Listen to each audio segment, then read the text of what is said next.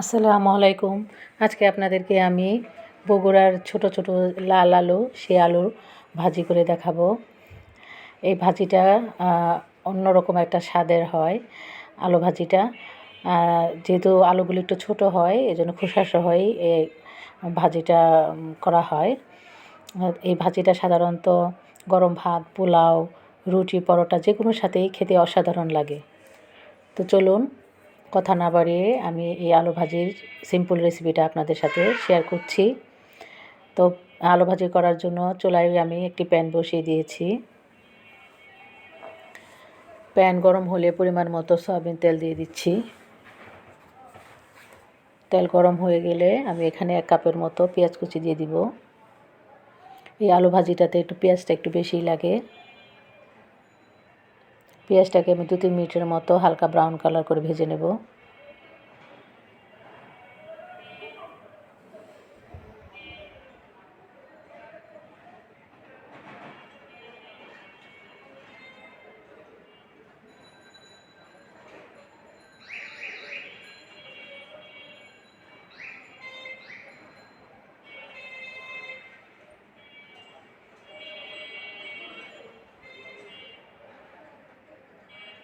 পেঁয়াজগুলিকে আমি 2-3 মিনিট ভেজে হালকা ব্রাউন কালার যখন হয়ে যাবে তখন আমি দিয়ে দেব গুঁড়া মশলা। এখানে আমি হলুদ গুঁড়া, ধনিয়ার গুঁড়া, জিরা গুঁড়া, মরিচ গুঁড়া আর লবণ একসাথে একটা পিরিচে নিয়ে নিয়েছি। সবগুলো একসাথে আমি এখন দিয়ে দিব পেঁয়াজের মধ্যে। লবণটা আপনাদের স্বাদ অনুযায়ী দিবেন আর মরিচটাও আপনাদের স্বাদ অনুযায়ী দিবেন, যে যেরকম ঝাল খান সেই অনুযায়ী দিবেন। তো মশলাগুলিকে এখন পেঁয়াজের সাথে আমি 1 থেকে 2-3 মিনিটের মতো লো আঁচে ভেজে নেব।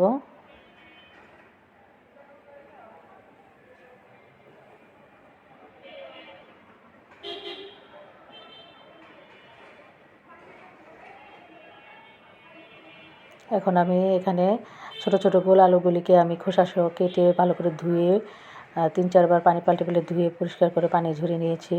এখন সেই আলু কুচিগুলি দিয়ে দিলাম।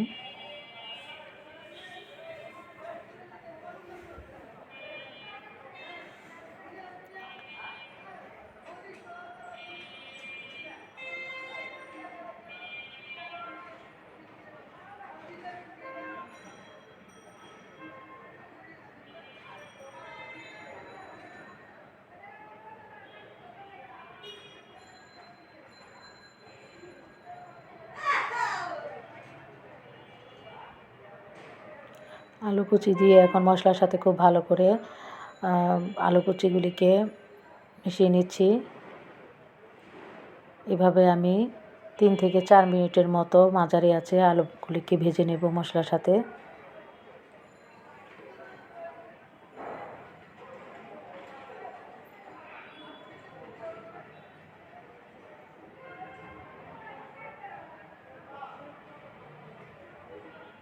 তিন চার মিনিট ভেজে নিয়েছি।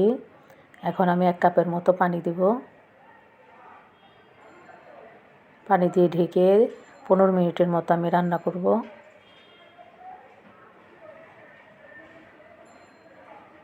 পাঁচ মিনিট পর আমি ঢাকনা খুলে একটু নেড়ে চেড়ে দিচ্ছি।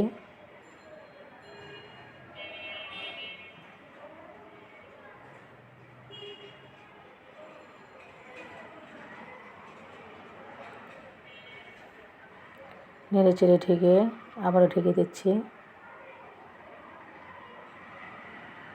আরও 5 মিনিট পর আবার ঢাকনা খুলে নেড়ে চেড়ে দিচ্ছি।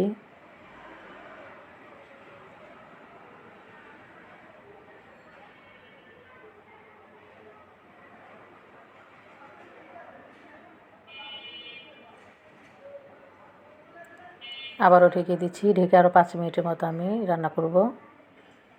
5 মিনিট পর ফিরে এলাম। এখন ঢাকনা খুলে কাঁচামরিচ ফালি দিয়ে দেবো। এখানে 7-8টার মতো কাঁচামরিচ ফালি দিয়ে দিলাম। এখন আর ঢাকবো না। এখন খোলা অবস্থায় 2-3 মিনিট একটু ভাজা ভাজা করে নেব আলু কুচিগুলিকে।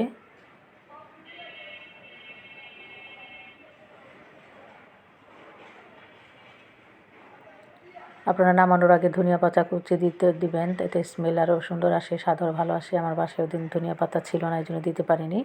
আপনারা অবশ্যই ধনিয়া পাতাটা ইউজ করবেন নামানোর আগে।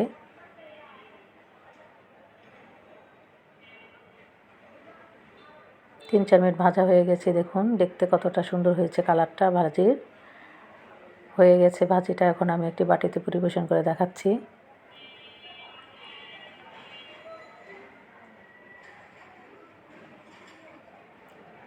তৈরি হয়ে গেল আমার ছোট আলুর ভাজি, লাল আলুর।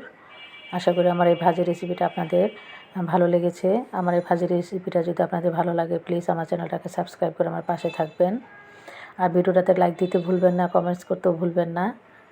তো সবাই ভালো থাকেন, সুস্থ থাকেন।